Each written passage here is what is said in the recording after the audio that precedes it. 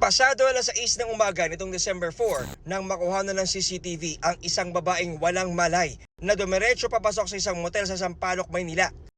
Sa loob ng motel, makikitang papasok ang lalaki at dadalhin sa ikalawang palapag ang babae.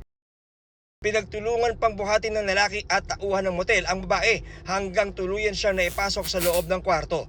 Inabuso raw ang 27 anyos na babaeng biktima ng lalaking bumuhat sa kanya na isa palang pulis na may ranggong patrolman.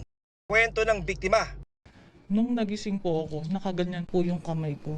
Na nakadiin po siya sa kamay ko na ganito. Pinipilit ko po lumaban pero hindi ako makalaban.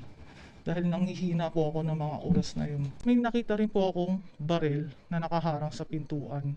Dali-dali raw siyang bumangon at nagbihis. Pero paglabas ng kwarto, nadulas pa siya habang pababa ng hagdan dahil sa matinding hilo. Tuluyan na siyang nakalabas ng motel pero sinundan pa rin ng suspect. Natakot po ako. Kasi iniisip ko, kung mag-i-hysterical po ako, magwawala ako. Pwedeng may gawin siyang masama sa akin. Pwede niyang iputok yung baril. Pero sinasabi niya sa akin na, huwag ka munang umalis, mag-usap muna tayo. Mga ganyan. Pero sabi ko hindi. Gusto ko na lang umuwi. 4 na oras bago ito, makikita ang biktima habang inilalabas na naka-wheelchair at wala nang malay sa isang bar sa Tomas Morato sa Quezon City.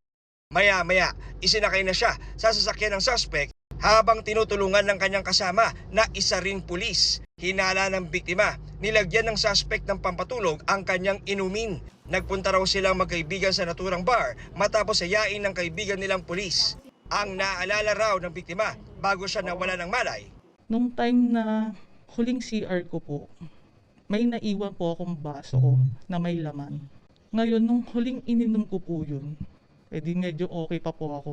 Pero after ilang minutes, nag-iba na po yung pakiramdam ko. Totally parang nag-blackout na lang po akong bigla. Wala na po akong maalala. Sa medical legal report ng MPD, lumalabas na ginahasa ang biktima. Ipinakita rin ng biktima ang mga pasa at sugat na kanya nakuha sa sinapit na pang-aabuso. Kaibigan po namin siya ng ilang taon na. Kaya tiwala rin po ako Kasi kababata po namin siya.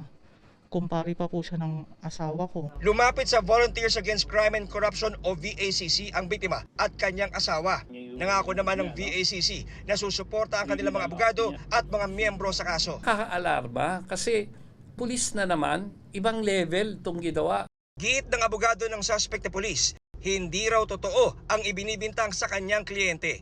Hindi totoo ang mga aligasyon. Isusumite namin yung mga larawan. May mutual understanding silang dalawa. Naghain naman nila Police District ng reklamong panggagahasa laban sa kanilang kabaro habang patuloy namang umuusad ang preliminary investigation ng kaso. Para sa GMA Integrated News, John Consulta, nakatutok 24 oras.